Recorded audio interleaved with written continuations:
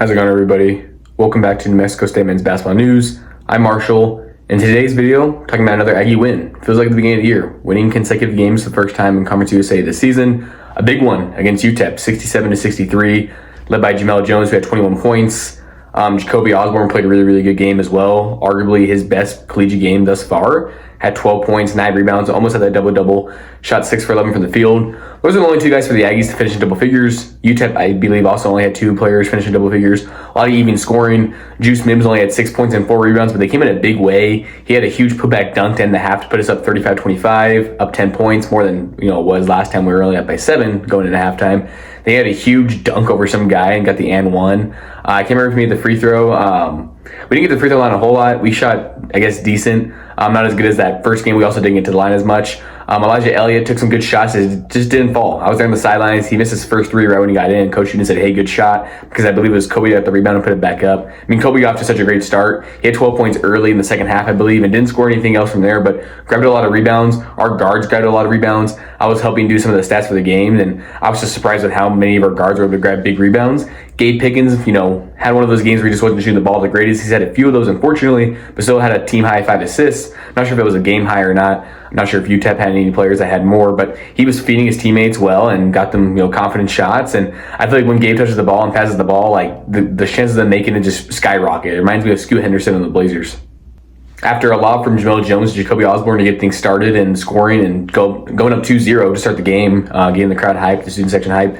UTEP went on an 8-0 run. Their number one guy hit a couple threes in a row. There was one shot too that the foot was right on the line, so it could have been 9-2, I believe. But overall, it was just a rough start. But it's not how you start, it's how you finish. We got to a really good start against them last time for the majority of the game, and then just didn't end off well. Kyrie Mullen didn't play, and I thought he had a pretty good impact the last time we played against UTEP, and he's been playing a lot better recently. He's really fit our team, so kind of hurt not having him. But UTEP also were missing 2 of their guys. I believe it was number 0, number 5. I can't remember if they're starters or not, but obviously missing some key guys there. But they still had a lot of their key players, and so did the Aggies. So it was an even matchup overall, really intense rivalry game. Obviously, there was that fight at the end of the game, and I was literally right there because I was on the sidelines doing stats, and heard kind of what went down. Apparently, Elijah, said or did something that Coach Golden didn't like. He might have done the picks down. Obviously UTEP's picks up. He might have done the picks down. I'm not sure if he said anything. I couldn't hear anything. But Coach Golden was like, hey, don't start that stuff. With curse words, obviously. I'm not going to curse in this video, but you can kind of get what they were saying. So instead of stuff, he said something else. And then Coach Shooten kind of went up to him and said, hey, look, it's my player. I'll take care of it. What did he say? What did he do? Let me know. I'll take care of it. Whatever it is, right? And then Coach Golden wasn't having it. He was just saying, no, don't give me that stuff. Freak you, freak that. I'm sounding like a true white guy right now. I'm not cursing, I guess, but that's what he was saying. And then Preston, one of our assistant coaches who did the scout team, who Jamel Jones gave a huge shout out to on social media, kind of just, he got red. He's a white guy like me, got red, got pissed off, and was like, hey, don't be talking to my head coach like that, right? And same with Terriante, and just the players and coaches were all just kind of going at it. Kind of sucks it ends that way because it was a really good game, and this was a really good season for the rival games. I mean, you look at a couple years, my first year, right? We lost them by 3 at their place. I believe it was 67-64. And with the Pan Am, beat them 95-70, beat them by 10 points, 63-53 the following year here. Lost them 74-49 over there, and then last year beat them 85-57 over there. They beat us 66-63, here. So this is the first year where both games were really tight and close, intense games. Really good to see. They beat us by 3 in overtime at their place, beat them by 4 here. So technically we have the point differential better. And if we do finish with the same conference record, I think we'll have a better overall record, and we split the season, series. So should have the tiebreaker over them. FIU, on the other hand, if we end up with the same conference record, they'll have it because they beat us twice in conference. And then overall record, even if we had a better record, I think it would still be them. Pretty sure that's how it works. I'm not 100% sure, I guess. I looked into some stuff, and I think that's what I found. And it's crazy, too. If we win these last 4 games, really depending on how other teams do, there is a chance that we do get 4th. I think Coach was saying we could get 3rd, which maybe is possible. But I think the highest we can get for sure is 4th. We could still end up 12th, right? Or we could stay within 10th. But as long as you get in, that's all that matters. And sometimes it's not even about the seeding. Obviously, you want to be as high as you can, right? But sometimes you might match up with a team better than other teams. Like with us, we don't really match up too well with Kennesaw State. I think we'd have a better chance chance at playing against Liberty. Liberty's one of those teams you would want to kind of avoid till the championship game. They did just lose to Western Kentucky by 21 at home, and we play against Western Kentucky next at their place, and we've had 2 really rough outings there. And Coach Newton's first year, I think we lost by about 20-ish. We also lost to them about 20 in the Conference USA tournament. Then last year we got steamrolled 101 to 69 by 32 points, but then we beat them by 18 here. We also had a good game against them earlier in the year, beating by 16, led by as much as 28. Western Kentucky did a good job getting within 8 or 9 points, but Aggies were able to pull away. These last 4 games are super winnable, but they're also super losable. We all know how it all works. It's nice that the Aggies are back at 500, 13-13. So let's start at 6-10 in conference play, but they're playing better and they're getting hot. They've won consecutive games and they're doing so at the right moment. If they can get that Western Kentucky win, that's huge. I was telling people with that UTEP game, like, it was such an emotional game. That's also maybe why it caused for a fight, because that's a big one. You know, it's like we're fighting for that last spot, right? And so every game matters now. And so if we can beat Western Kentucky, a really good team who's at the top of conference, I believe they're 3rd. We already beat them once. If we could somehow sweep them, that would be awesome. And I shouldn't say somehow, it's definitely possible, but it's gonna be really, really tough. I do not expect us to win by 16 points again. If we do, great. And I honestly wouldn't be surprised just because of how random conference USA can be. But if I had to predict, I'd say it's going to be a closer game. I'd say 3 to 5 points for whoever team that wins. And obviously, hopefully it's the Aggies and they can get one game above 500 and get closer to, you know, getting to 500 in conference, I guess you could say, because if they do win out, they'll be 10-10 in conference. If they don't, they'll have a losing record in conference. But if they win 3 of the last 4, they at least have a winning record overall and ensure a winning record regardless of what happens in the tournament. If they go 15-15, win 2 of these next 4, they could drop a game in the tournament and have a losing record. I know that stuff might not matter. You just want to go as far as you can, but obviously it'd be nice to have a winning record and not a losing record, especially with how talented our team is on offense. Obviously, the defense has improved, but I feel like there are times it's getting better. And late in the game against UTEP, it was one of those things where it was a close game and gave up some shots we probably shouldn't have, but we still maintained and got the win. I believe the Aggies are now 1-5 in conference, or just overall in general when it comes to those, or just in conference play. 1-5 in conference, I believe, when it comes to those 5-point games or less. I know we also lost to South Alabama earlier in the year by 2 points. So I can't remember if it's 1-5 including that or 1-6 total. But could you imagine we just won half those games, like 1, 2, or 3 more of those? Like, that would put us in a lot better spot than we're in now. But again, hey, all we can do is control what we can control. If you win these next 4, you're a lock in the tournament. You're in for sure, no doubt. If you win 3, your chances are still pretty good, but you know, it's anything can happen, right? If you win just 2, it's like, okay, it's still possible, but you're, it's still not possible. It's possible to get in, but possible not. And if you win none, you only win 1. Then you really got to hope and pray that UTEP and Delaware lose all their games, because even though, Delaware, they had a stretch where they won 3 in a row. UTEP, even though they lost to us, they've still been playing a lot better at basketball. They beat Jack State, had a good game against Liberty, only lost by 9 points, I believe. That game was kind of wire to wire, kind of similar to how we were with Liberty, except Liberty was able to pull away a little bit in those last 2 minutes, whereas Liberty, they were mainly just able to pull away literally in the last seconds. I mean, you look at that first game against Liberty, it was literally Jamel missed that 3. They had the free throws with 0.1 seconds or something, and the game was going to be done even if they missed both free throws. Made the first, missed the second, and we had no chance to do anything, obviously. Hit to go the length of the court. It's different if you're like lobbing it in. Maybe you can do a quick tap, but even then, it's like you do not have any time, really. You can only really do that if it's 0.2. If it's 0.3, you have the chance to get a shot off, which is a 3 or a 2. And then here at our place, 1.4 seconds, and Zach Cleveland hits a jump shot to win the game. So, it's hard to beat a team 3 times, and especially with how intense and close the games have been. If the Aggies can just get off to a hot start, maybe if they're the ones that can build a 10 to 12 point lead at some point, then they'll be good. But we'll see how that all goes. Obviously, you never know who you're going to play. We could always play against UTEP again, and that would be a great battle. See who's going to win that game and take the series advantage, and that would just be great to see. And in my time here in football and basketball, the main sports, against UNM and UTEP, they've split overall, and so it would be a good tiebreaker, I guess you could say, for that too, for my own good. It was just great to see Jamel hit some really, really clutch shots, like that top of the key jumper he had to make it 65-61. That was huge. I mean, that put us up by 4 with like 25 seconds.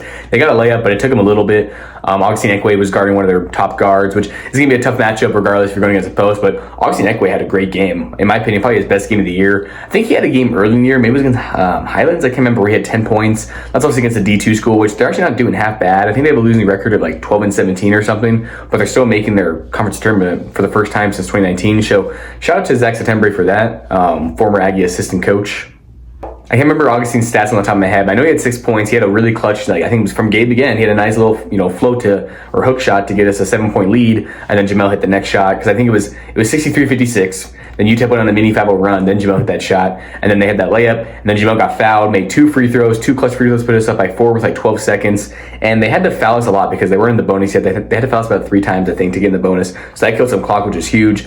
Then again, UTEP had to go the length of the court, so we just had to play probably really good pressure. They got a shot off, or I can't remember. It was a shot up, and then they it went out of bounds, and then we're by 4 with 3 seconds. We did the inbound the ball. Jamel threw it to Anthony, and it was just a great win, a great bounce back win. I know those guys really wanted it with how tough that loss was to UTEP at UTEP. That's a game we all wanted to win, and obviously then be the players and coaches that were really upset they couldn't get it done. So just a great way to get a bounce back. They really upset Golding, and I'm just so happy we won because Golding throughout the game was really, really upset. He kept cursing at the refs. He was red. He was going crazy. I understand getting upset. Hooten does the same thing, but Golding was going crazy. I know a lot of UTEP fans do not like him and want him fired. So maybe this, everything that's going on recently will lead to that. And Hooten and Golding are good friends, if those that didn't know. So hopefully they reach out soon. I was at the press conference yesterday. Hooten says he hasn't heard anything from him. And he brought up a good point. He's like, yeah, I could reach out to him, but I feel like it's not really Hooten's job to do that. I think Golding's the one that kind of initiated it. Elijah started it, could have avoided everything, right? But Golding didn't make it any better. Hooten did what he had to do. He's being professional about it. Hey, look, I'll take care of my player. And then Golding just win. I don't know why he was so upset about it all. And then Hooten's face, because everyone's wondering, what the heck did Golding say? I was there. I kind of told you what had happened earlier without the curse words. I used different words to supplement. I'm pretty sure you guys can tell what words he said. And if not, then you're a goody two-shoes and good for you. Yeah, like I said, that Jamel shot was huge. That Augustine shot was huge. The free throws were huge too. Jamel's such a great free throw shooter, but it just really sucks in college basketball when it's a one-on-one because you only have one guaranteed shot, obviously. Whereas in the NBA, you get 2. I know for a fact Jamel, he's had I think a couple of times here and there where he's missed both free throws. But I knew for a fact he'd at least make 1. But obviously, you make both, you go by 4. You don't give him a chance of hitting a 3. Again, that first one went in, but it barely hit the rim and then went in. I was like, oh my gosh, my heart dropped there. Made the second one a lot more calm, cool, and collected. Great win. I mean, again, 67-63. Last year it was 66-63 that UTEP beat us, and then 67-64 my freshman year when they beat us over there.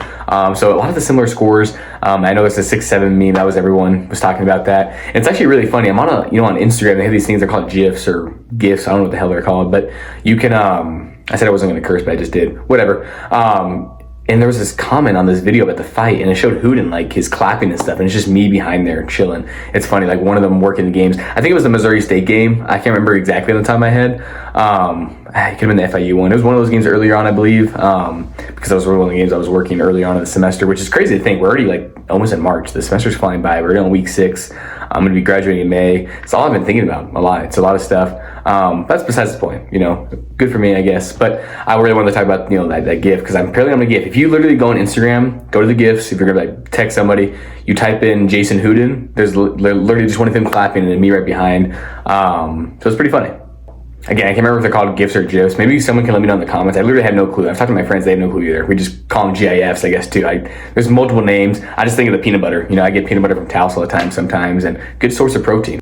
Anthony didn't have his best game. He had 2 points, had a layup that barely went in, which was huge though, because those are shots that usually do not go in.